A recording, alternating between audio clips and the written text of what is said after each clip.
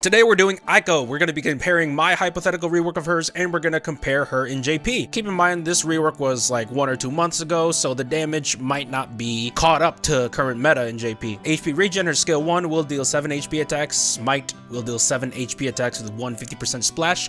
Terra Homing is going to do 8 AoE. Double Holy is going to do 10 HP attacks with 250% splash. Because when I was reworking her, I wanted her to be kind of an anti-VV, is able to also spam her HP attack with her EX. So that's why I made it significantly stronger than her 2 skills. Rebirth Flame, her LD, I made it deal 8 AoE HP attacks, and for the Revive attack, I made it do 4. For the FR, it functions very similarly to her LD. FR will revive the party by 1, healing the party by 50% of the max HP, granting party brave by 300% of the initial brave, yada yada yada, and then it will also grant 3 levels of Phoenix Pinion. Her FR conditions, I made it so she gets a 20% when you're healing an ally, you get a 20% when you're using a holy ability, and a 20% per ally revived from below 50% health of KO. Not necessarily dying, but of just going below 50%. And every single ally that gets revived, you're getting a 20% each. So I thought that was a pretty cool idea to try out. Now let's get to what the BT I gave her does. Lasts for 8 turns, giving a party HP cap of 30%, the standard. I made it similar to VV to where EIKO's buffs, all of the buffs that she inflicts, will become gold framed. This includes her double white buff. If you recall, her EX grants her double white and makes her able to spam her HP attack. Yeah, it's the same thing as VV, really. And also for our last effect I gave EIKO, I made it so the party cannot die. Took this straight from Rem's BT. I know it's weird giving an immortality BT effect to someone who revives people, but one problem I found with revive in general is if a unit dies, upon revival, all of their effects are gone already. EIKO providing immortality for your party, guess what? That doesn't happen anymore. And you're still going to be able to trigger her revive effect because it's not necessarily your party members dying for her to trigger it. You just have to be below 50% health. So from my thought process, it was a win-win for everything. Now her JP kit is a lot different than I would have expected it to be. How is it different, you might ask? Well, let's go over her skills first. We're gonna compare the two back to back. As you can see, EIKO's JP skills are much stronger than mine. It's not even close.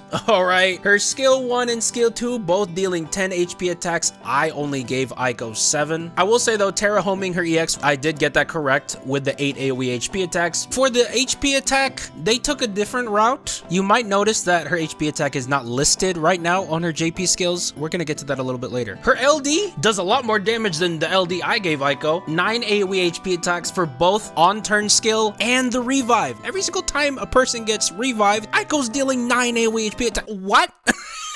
Excuse me? Excuse me. Pardon my French, but what in the actual I mean, granted, your party might not be dying that much, so whether or not you're able to abuse this revive attack is up for debate. But still, 9 AoE HP attacks per person you revived. Wow. Wow. With that being said, let's get to her FR. Her FR is a non-attacking move, different from the one I gave her. Instant turn rate, healing the party by 80% of the max HP, with excess healing by 30%. It also will grant HP regen and attack up for the party. However, these two buffs are non-framed. Her FR force conditions are a lot simpler than mine. It has nothing to do with revive or anything, or even using a holy ability in the first place. Get a 40% when your HP is at least max, and 40% when you're granting brave to an ally. That second condition worries me a bit. It's a bit restrictive, but hey, JP is much different than global. It could be a lot more generic where JP is at right now. But let's get to the BT, because I need to have a discussion with y'all about the BT. I need you to pull up a chair. We need to look at this BT effect right here. All right, we're gonna go over the similarities. Both the GP rework and my rework gave her 8 turns of party HP cap of 30%, but that's where all the similarities stop, okay? Because her BT on JP will give a holy resist down for all enemies. All enemies, most enemies you fight are going to be weak to holy with her BT on. Don't even need to have any imperil, it's built right into the BT. Here's the kicker though. After any party member using a holy ability, they're able to select a party member to follow up right after them and give them free turns. Every single time you hit a holy ability, you're able to turn warp whoever you want to the next turn. By the way, you can do this consecutively, and you also can choose the same unit over and over again. Theoretically, with EIKO's BT, you can make anyone a turn hogger. You want Ida to spam LD freaking 5 times in a row? With EIKO, you can do that. You want Rufus to take up all the turns? That can happen. You could do an entire force time with just 1 unit. That's crazy. And also, not only that, with those granted turns you give your party, they're getting an extra cap up of 20%.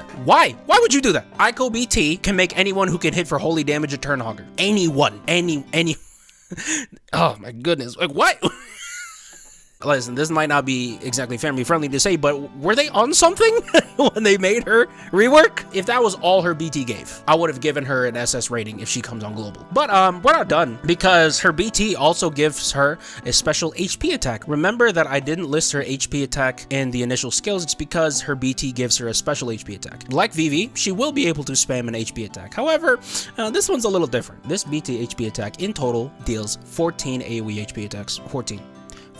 4. Nope.